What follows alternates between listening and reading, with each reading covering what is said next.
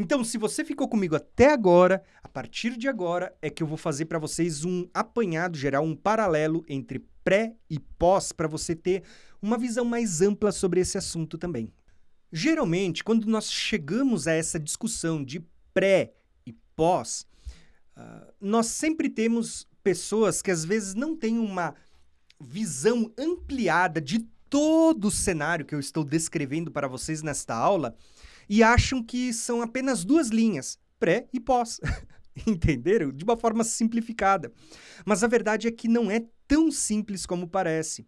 Quando você olha para a linha pós, que é a primeira que eu vou descrever, não porque eu sou pós-tribulacionista, mas porque eu quero demonstrar para vocês que existem pelo menos 5 linhas diferentes de pós. A visão pós-tribulacionista, ela é uma vertente, ou seja, uma conclusão final de diferentes visões. Ou seja, existiam diferentes interpretações, mas todos entendiam a mesma coisa, que no final a igreja passaria pela tribulação e Jesus viria só depois da tribulação. As pessoas podiam discordar no que diz respeito a como elas chegaram nessa interpretação, mas o final era o mesmo. A igreja sempre, desde Jesus até por volta do século XIX, sempre creu que a igreja passaria pela tribulação e que só então Jesus voltaria e na sua vinda visível, os mortos ressuscitariam e os vivos seriam arrebatados. Volto a dizer, existem diferentes linhas de interpretação, mas todas elas eram pós. Acompanha comigo para mim mostrar para vocês. Eu coloquei aqui o pós-tribulacionismo. Então, nós temos diferentes linhas sobre o milênio. São 3, né? Nós temos os amilenistas, que eu coloquei aqui, ó, uma das setas principais.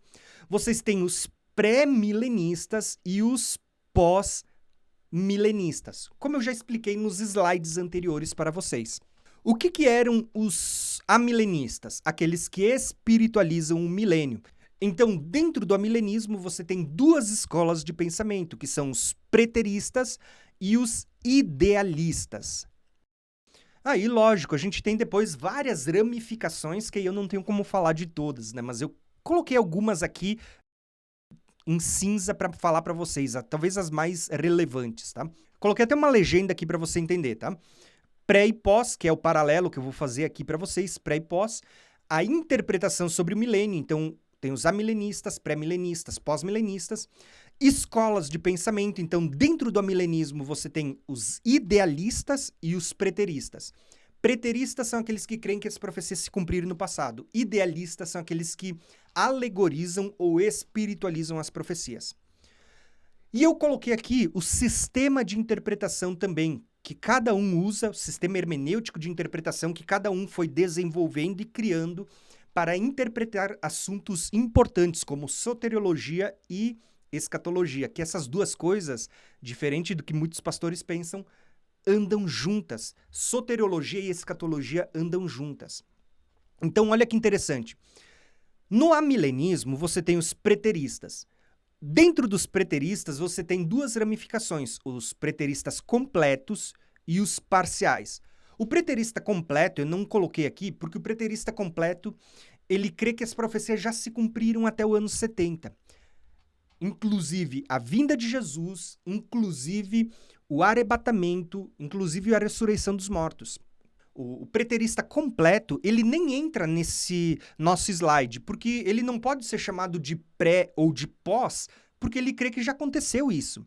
Então, o preterista completo, para mim, eu sempre digo para todo mundo, você deve tomar muito cuidado, porque eles negam a vinda literal de Jesus, eles negam a ressurreição dos mortos, eles negam o arrebatamento da igreja, e eles ainda se escondem e se disfarçam atrás de uma pregação de a verdadeira manifestação da graça de Deus, tá? Então, a gente tem que tomar muito cuidado com a escatologia consumada, aqueles que creem que tudo já se consumou.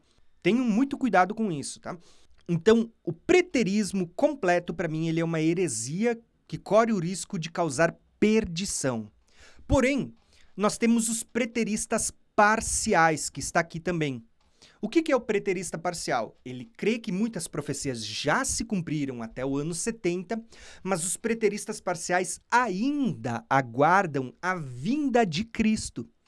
Eles entendem que Jesus ainda vai voltar literalmente e na vinda visível de Jesus vai haver a ressurreição e o arrebatamento.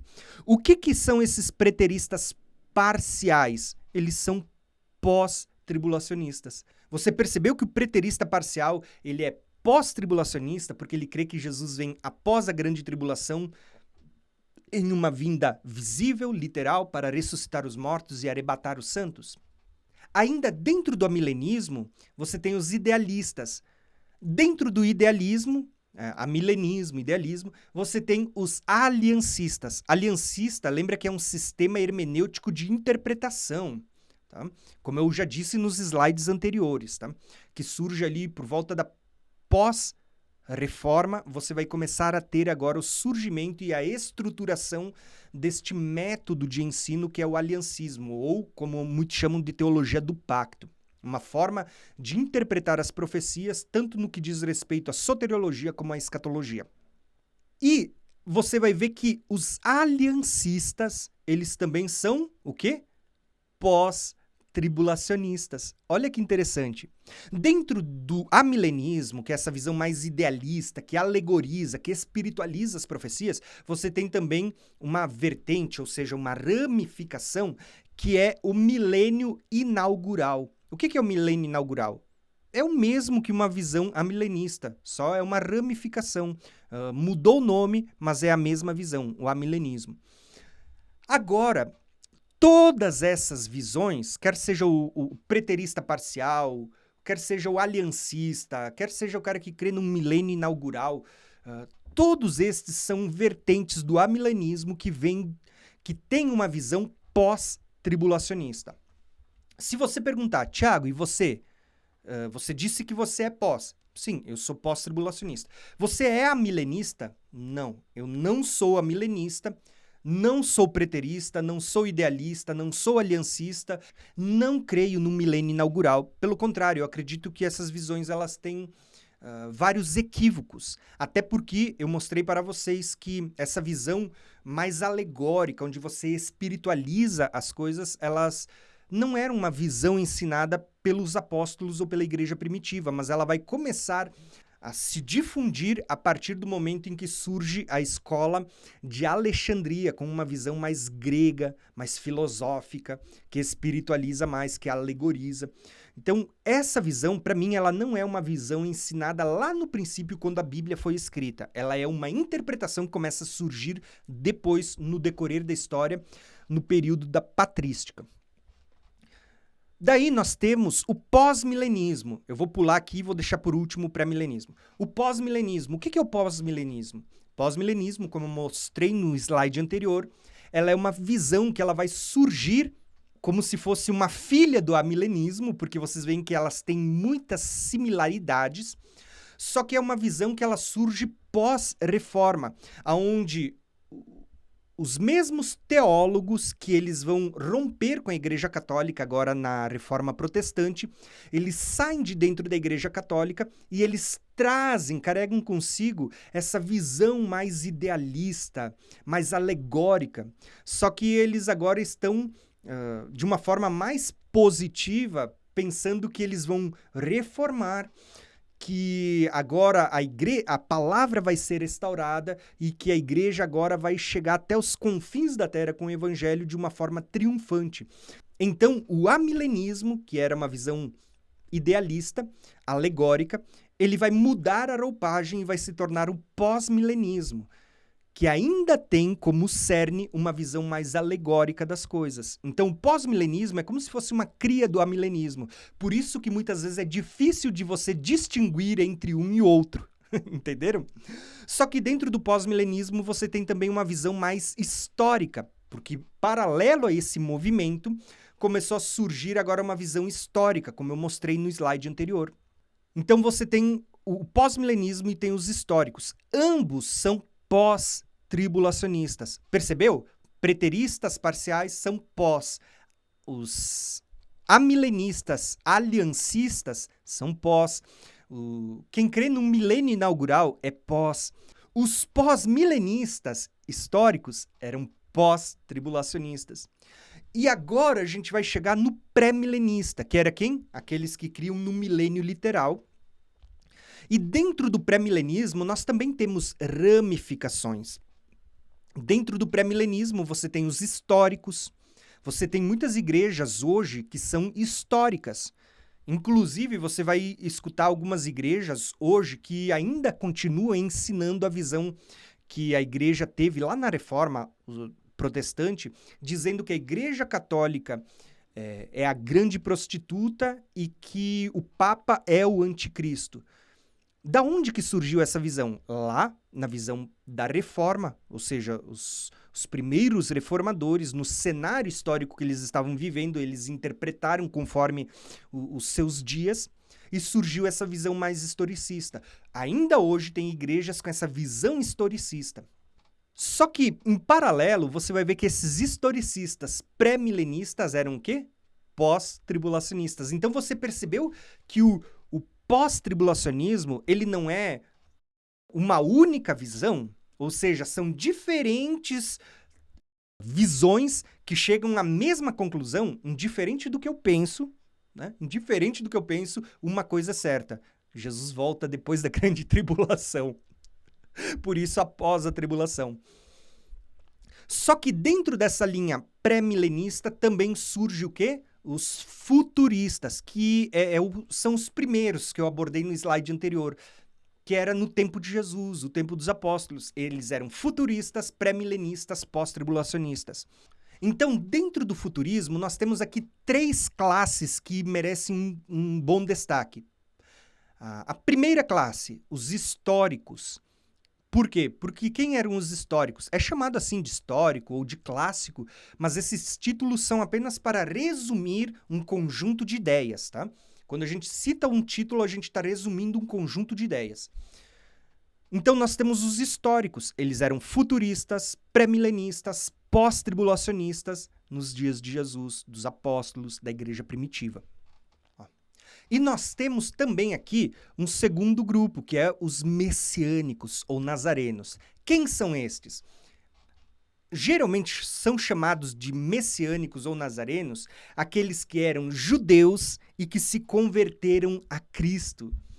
E quando eles se convertem, eles começam a ler os textos da lei, dos salmos e dos profetas e comparar com a Brit Hadashah, que é o Novo Testamento, eles logo de cara percebem que a Bíblia está anunciando uma segunda vinda do Messias, do Mashiach, né?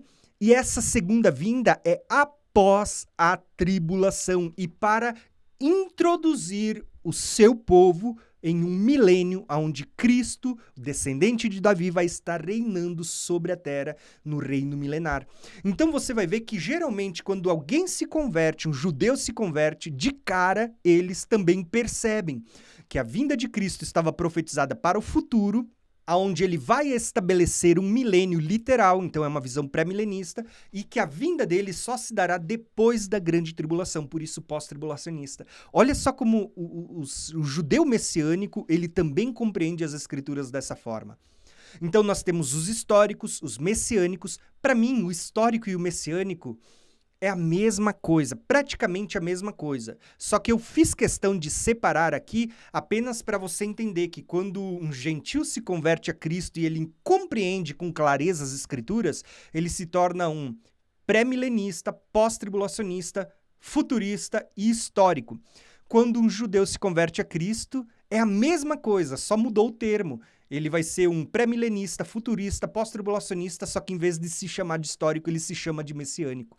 Mas essas duas visões, messiânica e histórica, é praticamente a mesma. Está falando do judeu e do gentil que se converte a Cristo e que usam termos diferentes. E dentro dessa visão, nós temos a mais recente, que é o dispensacionalismo. Então, que eles são pré-milenistas, futuristas, dispensacionalistas. Só que aqui você tem que ter um cuidado, porque nem todos vêm da linha pós. Nós temos uma linha que é pré, dentro do dispensacionalismo. E por isso que eu fiz essas setas para você não se perder. Preste atenção. Por volta do ano 1830, como eu já mostrei para vocês na história do slide anterior, você vai ver que começa a surgir a visão dispensacionalista por meio de John Nelson Darby, Scofield, Schaeffer, e ali ela começa a se propagar, o Seminário de Dallas e tudo mais. A primeira versão do dispensacionalismo foi chamada de dispensacionalismo clássico. Essa primeira visão fazia separação entre igreja e Israel, uma dicotomia de povos. Essa primeira visão, ela separava o arrebatamento da igreja da vinda visível de Cristo. Então, essa visão clássica ficou conhecida como pré-tribulacionismo, e que depois, quando surge a igreja pentecostal, eles abraçam essa teologia como sendo a única e verdadeira e vão difundir, e sempre foi ensinado assim nas igrejas até hoje. Porém, o que muitos não sabem é que o dispensacionalismo ele não surgiu no meio das igrejas pentecostais, pelo contrário, o seu autor ou o seu cofundador, primeiro fundador ali, ele, pelo contrário, ele negava o falar em línguas, ele negava interpretação de línguas, dom de profecias, dons de cura. Pelo contrário, ao ver alguém profetizando, ele atribuiu essas coisas a demônios. Ele era calvinista, e aqui eu não estou falando mal de ninguém, eu estou só contando a história para você entender. Só que quando vem para as igrejas pentecostais, que justamente, vamos dizer assim, ó, dentro das suas crenças se assemelhavam mais a Margaret MacDonald, que cria em línguas, interpretação, profecias, eles, basicamente, os pentecostais aderiram a algo, um ensino de alguém que cria justamente no oposto. E eles ensinam isso, e essa torna-se a verdade a ser ensinada dentro das igrejas pentecostais. Então, os próprios dispensacionalistas, com o decorrer do tempo, eles vão passar por uma revisão e vai surgir a segunda linha dispensacionalista, a versão 2.0, que é uma visão reformada ou revisada. O que é a visão revisada do dispensacionalismo? É pós-tribulacionista. Não fazem mais dicotomia de povos, separando a igreja de Israel, porque para Deus existe um único povo. Tá? O verdadeiro Israel de Deus é formado por judeus e gentios que se convertem a Cristo. Deus não tem dois povos. Esse é o verdadeiro mistério de Cristo anunciado em Gálatas, em Efésios, em Romanos. Você vai ver que é só você estudar a Bíblia e você vai começar a perceber essas coisas. Posteriormente, você vai ver que o dispensacionalismo continuou a ser estudado e você vai ver agora o surgimento de uma versão 3.0, que é o dispensacionalismo progressivo. Você vai perceber que o revisado e o progressivo são pós-tribulacionistas. Apenas a primeira versão, aquela que tinha algumas falhas, alguns erros, ela é pré-tribulacionista. Então, o que eu quis mostrar para vocês com toda essa aula falando do arrebatamento?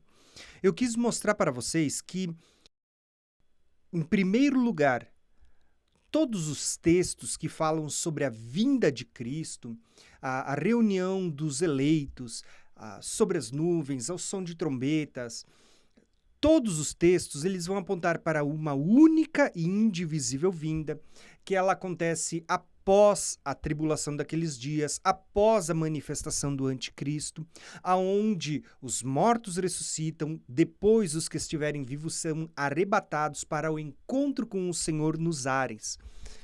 E dentro de tudo isso que eu estou mostrando para vocês, nós vamos ver que a visão apresentada pelas Escrituras, pelos textos bíblicos, é uma visão pós-tribulacionista. Só que quando a gente fala de uma visão pós, nós precisamos lembrar que existem diferentes escolas de pensamento, diferentes sistemas hermenêuticos de interpretação que são aplicados. Todos eles chegam à mesma conclusão, é após a tribulação. Então, vocês percebem que existem diferentes interpretações?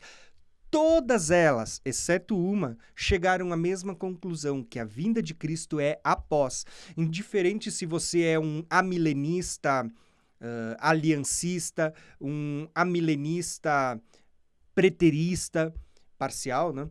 Se você é um pós-milenista histórico, se você é um pré-milenista histórico, um pré-milenista futurista messiânico, se você é um pré-milenista histórico, um pré-milenista dispensacionalista que passou por uma revisão, então você tem o revisado e o progressivo que também são pós, todos chegaram à mesma conclusão, que a vinda de Cristo é após a grande tribulação. Dentre todas as linhas, você vai ver que existe uma única linha que ainda continua crendo em um arrebatamento pré. Além dessa linha ser mais recente, e aqui eu não estou usando um argumento do período histórico para desmerecer essa linha de maneira nenhuma, eu só estou falando um dado que é verídico, ela é uma linha mais recente. Embora muitas coisas que a gente crê hoje, elas foram sendo sistematizadas no decorrer da história, não estou desmerecendo por isso. Na verdade, eu não sou pré, eu já fui pré, mas eu deixei de ser pré justamente pelo fato de que quando eu comecei a ler a Bíblia e os textos bíblicos, eu percebi algumas coisas. Primeira delas, não existe texto falando de arrebatamento secreto, não existe texto que exclua a igreja do período da grande tribulação, não existe texto falando de uma vinda dividida em fases, em eventos. Pelo contrário, todos os textos apontam para o final. O que a gente percebe é que existe um sistema de interpretação baseado na lógica, em alguns argumentos, em uma teoria que afirma que a igreja não passará. Mas os próprios textos, a própria Bíblia, ela cala nesse assunto. Os textos são muito claros a favor da linha pós, mostrando uma vinda pós.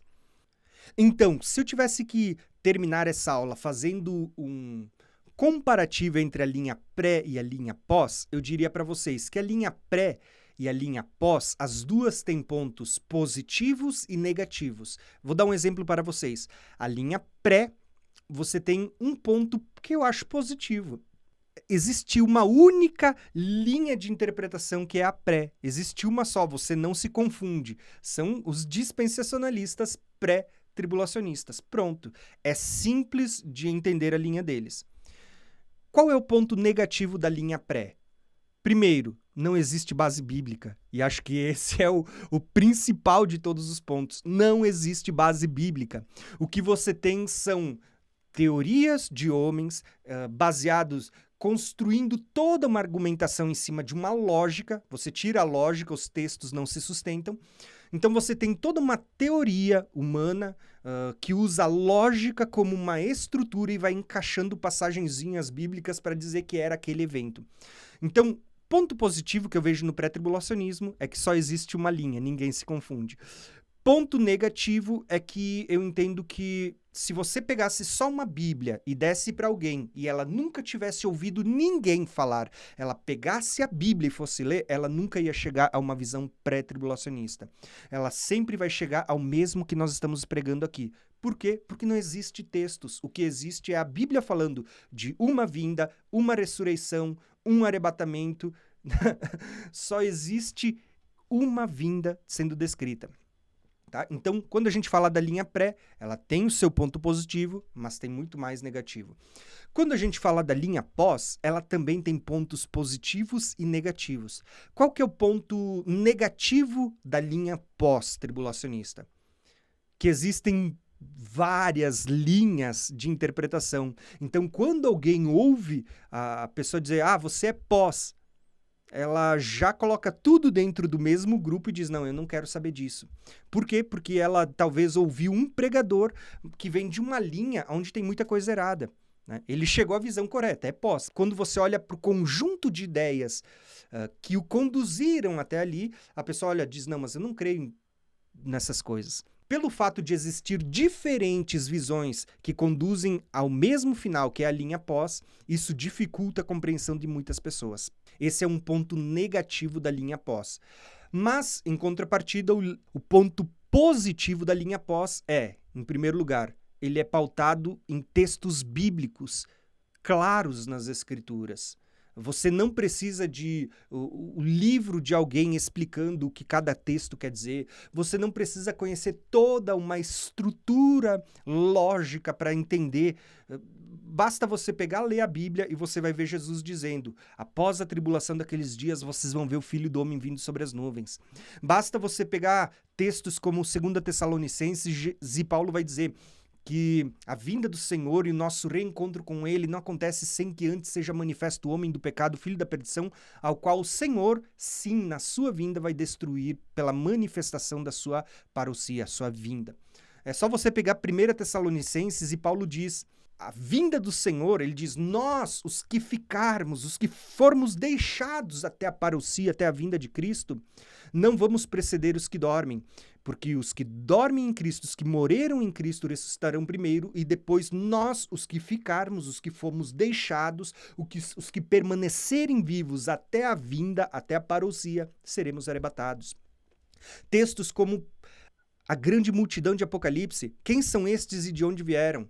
Estes são aqueles que vieram da grande tribulação, lavaram alvejaram suas vestes no sangue do Cordeiro, e eles não aceitaram a marca da besta. Esses é que estão diante do Senhor. Textos como Apocalipse 20, você vê de novo essa grande multidão, e ali está sendo dito que eles estão participando da primeira ressurreição. Não houve ressurreição para os santos antes disso. Apenas Cristo havia ressuscitado.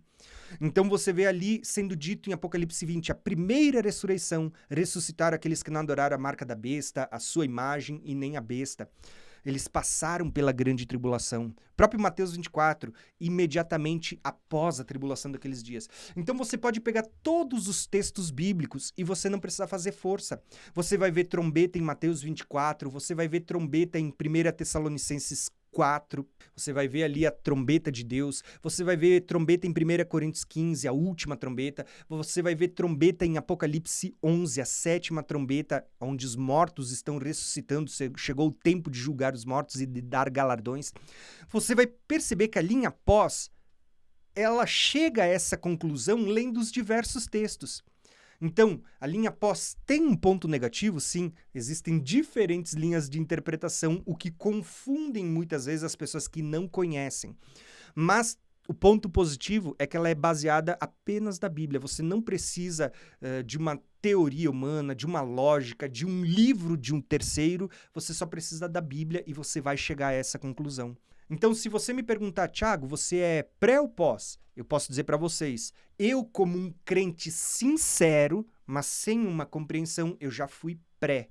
Assim como eu sei que tem muitos irmãos que são sinceros em Deus, são homens de Deus valorosos, que são usados por Deus nas mais diversas áreas, mas que ainda são pré, assim como eu já fui. Mas eu entendo que Deus tem despertado hoje muitas pessoas, inclusive no meio pentecostal. Eu já vejo muitos pastores que estão percebendo as Escrituras, estão começando a enxergar e estão se tornando pós. Não porque alguém pregou, não porque eles estão se desviando da sua compreensão, mas porque eles estão lendo a Bíblia, estão a cada dia se aprofundando mais na palavra de Deus, e Deus, o Espírito Santo, tem despertado essas pessoas. Então, eu creio que a tendência daqui para frente é cada dia mais as pessoas despertarem para as verdades bíblicas, que elas estão sendo restauradas nesses últimos dias. A cada dia as pessoas vão despertar mais. Se você pedir para mim, Thiago, o que você é? Nessa linha que eu mostrei para vocês de pré e pós, eu vou dizer para vocês, aqui está a minha interpretação. Eu sou futurista, tá? Eu entendo que o método de interpretação a ser usado é o método literal, mas lógico, a Bíblia tem abertura para o método alegórico também, então eu faço uso dos dois métodos, sendo que a minha ênfase é literal e quando o contexto exige uma interpretação alegórica, então eu uso um método alegórico, mas a minha interpretação ela é literal. Eu sou futurista, eu creio que as profecias apontam para um futuro. Eu sou pré-milenista, porque eu entendo que as profecias estão apontando para um milênio onde Cristo vai estar reinando sobre essa terra. Eu sou pós-tribulacionista, assim como a igreja primitiva, assim como um judeu messiânico que se converte. Eu sou pós-tribulacionista, porque eu creio que a igreja vai passar pela tribulação as passagens que nós lemos hoje, elas nos deixam isso muito claro. E eu sou considerado, como alguns vão catalogar, né? Vão identificar, vão botar uma tarja. Eu sou um pré-milenista, pós-tribulacionista histórico ou clássico. Por quê? Como a gente viu lá nos slides anteriores, ele se encaixa mais na visão da igreja histórica, a igreja primitiva, antes mesmo da patrística, no período dos apóstolos, período apostólico. E vale ressaltar que essa visão aqui ela é muito semelhante à visão messiânica, que recebe um título diferente, porque geralmente quando um judeu se converte, ele é chamado de judeu messiânico ou nazareno, mas existe muita semelhança, muita similaridade entre essa visão e a visão histórico-clássica, né?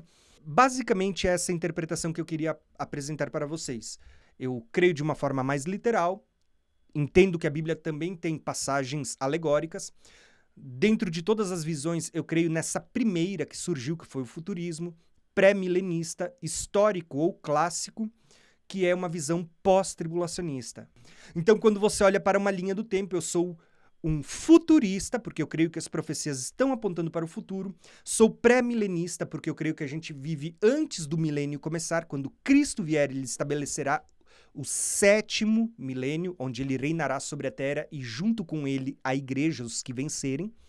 E eu sou pós-tribulacionista porque eu creio que a igreja passará sim pela grande tribulação e só no final, na vinda de Cristo, na parousia, é que acontecerá a ressurreição e o arrebatamento, onde nós teremos nossos corpos glorificados e vamos reinar com Cristo por 1000 anos aqui nesta terra.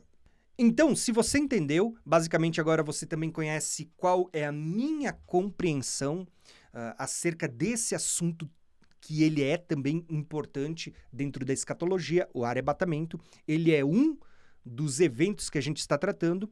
Então, quando a gente chega neste mapa, que é o mapa base desse módulo que a gente está aprendendo aqui no curso Escatologia Revelada, você vai ver que a gente já tratou aqui sobre a primeira vinda de Cristo, onde o Verbo se fez carne e habitou entre nós. Falamos do segundo evento, que é quando Cristo foi morto, quando ele ressuscitou, quando ele ascendeu ao céu.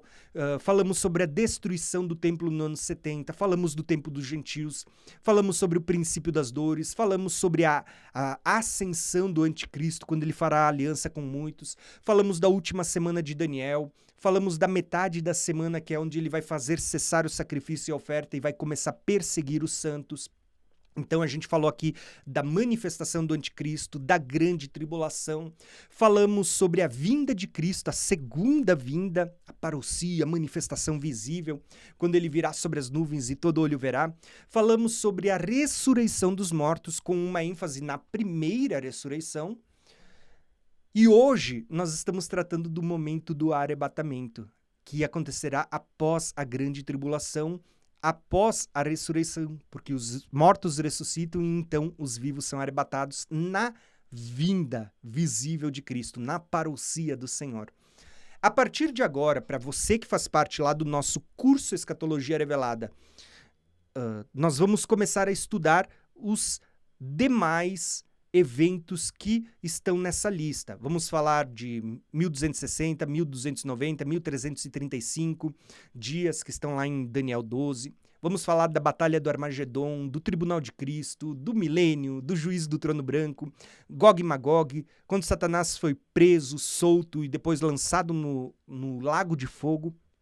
E vamos falar também de eternidade. Tem muita coisa ainda para você que estuda junto comigo aqui no curso Escatologia Revelada. Como eu disse, esta aula ela vai estar também no canal Graça e Conhecimento. E você que deseja ter acesso a todas essas aulas, vem estudar com a gente. Além de você estar abençoando a minha vida e o meu ministério para que eu possa me dedicar e estar cada dia compartilhando a palavra, você vai abençoar a minha vida, o meu ministério, vai fazer um ótimo investimento na sua vida e no seu ministério também, tá bom? Então, eu vou deixar aqui embaixo um link para quem ainda não é inscrito no curso para vir estudar com a gente. Todo mês a gente estuda um módulo novo, ou pelo menos a gente está estudando sempre aulas novas todos os meses, de uma maneira bem organizada ali no curso Escatologia Revelada. Para saber mais, tem um link aqui embaixo, tá bom?